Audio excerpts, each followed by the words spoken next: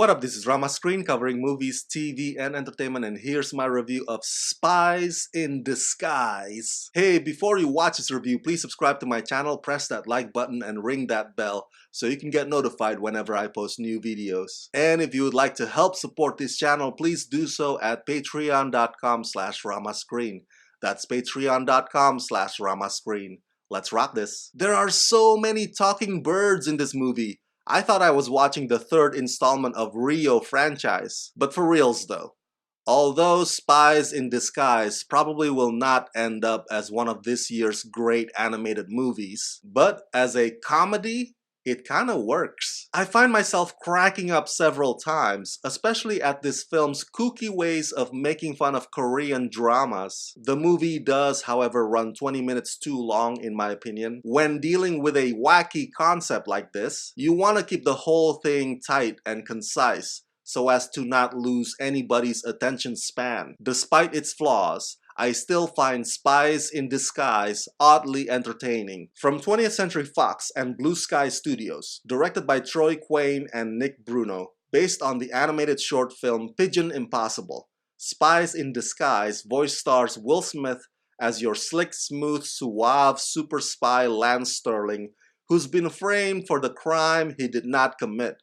In order to clear his name, he's forced to seek help from an employee he had just fired hours earlier, a young scientist named Walter Beckett, voiced by Tom Holland, who happens to come from a legacy of law enforcement, but is the complete exact opposite of Lance Sterling on all other respects.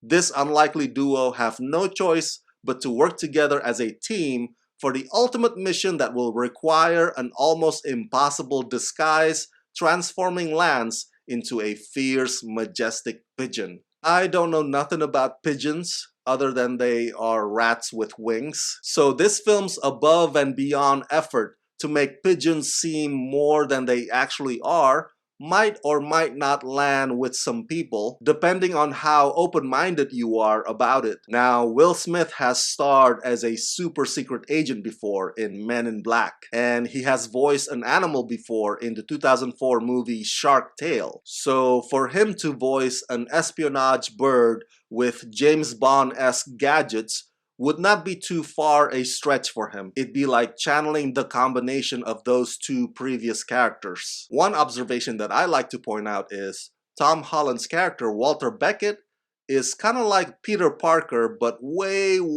nerdier. We already know that Peter Parker is kind of like a smart scientist in his own right, but add bumbling, add a lab coat, and add over-eagerness to please, and voila, you have Walter Beckett. I guess what I'm getting at is that the voice cast fits the roles, especially considering the facial design for Lance Sterling kinda resembles Will Smith the person. As to the movie itself, I'm not sure if there's anything more that I could add to what I already shared earlier. It's been a while since Spy Kids franchise that somebody else decided to make another Spy Kid friendly movie, and Spies in Disguise doesn't break new ground in terms of its animation either. I gotta give the film credit though for keeping its energy up.